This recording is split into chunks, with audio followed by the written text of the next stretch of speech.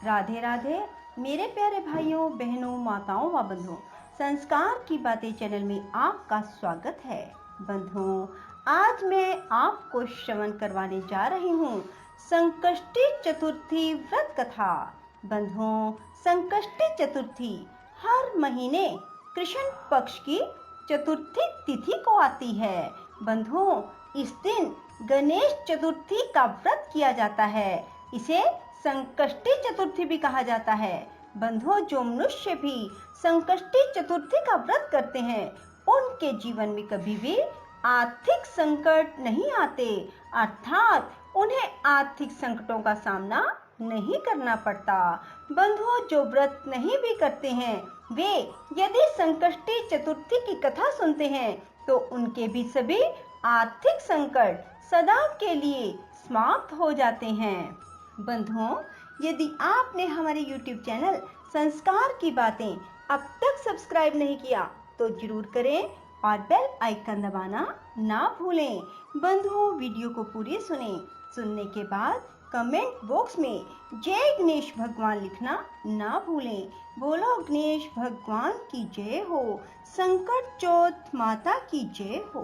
एक बुढ़िया का लड़का सवेरे गायें चराने जंगल में जाता था और शाम होने पर घर पर वापस आ जाता था। सारे दिन की मेहनत के बावजूद भी वह सिर्फ 8 पैसे रोज के कमाता, जिससे माँ बेटे का गुजर बसर होता था। बुढ़िया का चौथ माता का व्रत था और बुढ़िया चौथ की कहानी सुनने का व्रत और नियम करती थी। व्रत के दिन 5 लड्डू बनाती, 2 चौथ के विनायक के और एक अपना। इस तरह नियम पालन करने से वह मोटी होती जा रही थी। आस पड़ोस की महिलाएं इस बात से जलती थी। उन्होंने बुढ़िया के लड़के को बहकाया। लड़के ने सोचा, मैं तो सारे दिन मेहनत करके सूखी रोटी खाता हूँ और मेरी माँ घर बैठे बैठे लड्डू खाकर मोटी होती जा रही है। इसी सोच के कारण वह एक दिन गाय चराने नहीं गया और छुप कर बैठ गया। उस दिन चौथ थी। बुढ़िया 2 पैसे का घी लाई, सदा की तरह 5 लड्डू बनाए और भोग लगाया। लड़का चुपके चुपके सारी रात देखता रहा। दूसरे दिन वह बुढ़िया से बोला, माँ मैं कमाने के लिए जाऊंगा, यहाँ कमाई बहुत थोड़ी है। बुढ़िया ने बहुत समझाया पर वह नहीं माना। तो बुढ़िया ने कहा, ठीक है, जैसे तुम्हारी मर्जी, चले जाओ। पर बुढ़िया ने जाते समय कुछ अनाज के दाने और एक पानी की कलशी उसे दे दी। इनसे वह रोज कहानी सुना करती थी। जाते समय बुढ़िया ने समझाया कि ये दोनों चीजें तेरी संकट में सहायता करेंगी, सो सदा अपने पास इन्हें संभाल कर रखना। सवेरे होते ही वह निकल गया और चलते चलते राह में एक नदी आई। बरसात का मौसम था। नदी में पानी चढ़ा हुआ था। पार जाने का कोई राह नहीं था। बड़ा दुखी हुआ। बुढ़िया की बात याद करके उसने हाथ में अनाज के दाने लिए और विनती की, हे चौथ माता, मेरी माँ मेरे लिए ही तेरा व्रत करती थी, तो बहता पानी कम हो जाए और मुझे पार जाने का राह मिल जाए। इतना कहकर कलश में से पानी लेकर छींटे दिए। राह मिल गया। लड़का पार हो गया। आगे जंगल में पहुंचा तो एक शेर मिला। लड़के के होश उड़ गए। उसने झट अनाज के दाने हाथ में लिए और विनती की, हे चौथ माता, अगर मेरी माँ ने मेरे लिए व्रत किए हैं तो यह सिंह गाय बन जाए।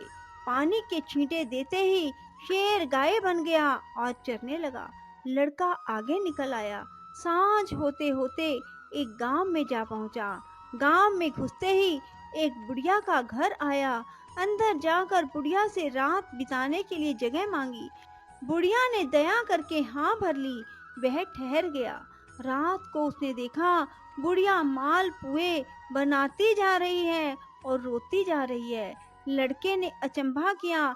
बुढ़िया ने बताया, बेटा, यहाँ का राजा छठे महीने एक पकवान पकाता है और पकने के लिए हर बार एक आदमी की बलि दी जाती है।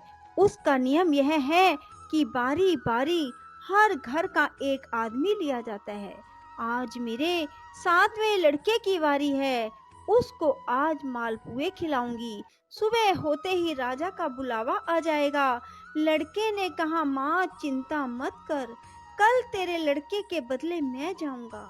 बुढ़िया ने कहा, दूसरे के बदले कौन मरता है, मैं तुझे क्यों भेजूं? लड़के ने कहा, नहीं मैं जाऊंगा, ला मालपुए मुझे खिला दे। बुढ़िया ने मालपुए खिला दिए। लड़का खाकर सो गया। सुबह होते ही राजा का सिपाही आया। बुढ़िया ने उसे लड़के को उठाने के लिए बर्तनों की आवाज की और बड़बड़ाना शुरू किया। लड़के की आंख खुली, बात समझ गया और जाने के लिए तैयार हो गया। जाते वक्त उसने अपनी लाठी और कंबल बुढ़िया को संभलाई, कहा, मैं आकर ले जाऊंगा। बुढ़िया ने कहा, मैं संभाल कर तो रख दूंगी, पर मैंने तो गए हुए को आज तक वापस आते नहीं देखा। पर यदि तुम विश्वास रखते हो तो ठीक है, भगवान तुम्हारी रक्षा करे। लड़का चला गया। जगह पर जाकर लड़के ने देवताओं को याद किया और अनाज के दाने निकालकर पानी की घंटी ली और चौथ विनायक को याद करके अपने चारों तरफ देखा और एक चौकी पर बैठ गया। कजावा चिनकर आग लगा दी गई। तीसरे दिन कुछ कम्हारों के लड़के खेलते हुए उधर से निकले। उनके हाथ में से एक पत्थर का टुकड़ा उछलकर कजावे पर जा पड़ा। पत्थर पड़ते ही उसमें बर्तनों की टंकार निकली। बात सारे गांव में फैल गई। लोगों ने अचंभा किया। नौकर चाकर भेजे गए। कजावा खोला गया। कांसे पीतल के बर्तन निकले। भीतर से आवाज आई, भाइयों कजावा धीरे धीरे खोलना, अंदर आदमी भी हैं। उन्होंने सुझाव दिया कि यदि यह आदमी की ही आवाज है तो तुम डरो मत। आखिर सारा कजावा खोल दिया गया। चौकी पर हंसता हुआ वह लड़का बैठा हुआ था। चौकी के चारों ओर जुआरे हो गए थे। पानी का कलश भरा हुआ था। राजा के पास लड़के को लाया गया। राजा ने सारा किस्सा सुनना चाहा। लड़के ने बताया कि मेरी माँ चौथ विनायक का व्रत करती थी, उसी ने आते वक्त मेरी रक्षा के लिए यह अनाज और पानी का कलश दिया। राजा ने भाग्यवान लड़का देखकर अपनी लड़की का विवाह उसके साथ कर दिया और चौथ व्रत करने का ढिंढोरा पिटवा दिया। कई दिन बीत गए। राजा के बेटों की बहुओं ने ननद को ताना मारा, बाई जो पेट से निकले हांडी से नहीं। राजकुमारी ने अपने पति से कहा, माए जहाँ मायका, सास जहाँ ससुराल। लड़का भी बात समझ गया और राजा रानी से आज्ञा ली और अपने गांव को अपनी पत्नी को लेकर चल पड़ा। गांव के पास पहुंचते ही देखने वालों ने बुढ़िया को खुशखबरी दी। बुढ़िया को विश्वास नहीं हुआ।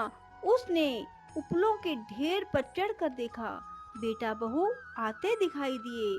बुढ़िया ने चौथ विनायक को बार बार नमस्कार किया। बेटे बहू ने आकर बुढ़िया के पैर छुए। घर में आनंद छा गया। गांव में चौथ के व्रत का ढिंडोरा पिटवा दिया गया। सब कोई चौथ का व्रत करे, कहानी सुने। 12 नहीं तो 4, 4 नहीं तो 2 महीने चौथ के व्रत जरूर करें। बोलो चौथ विनायक की जय। राधे राधे, जय श्री कृष्णा। बंधुओं, यदि आपको हमारी वीडियो पसंद आए तो इसे लाइक करें और शेयर भी जरूर करें। धन्यवाद।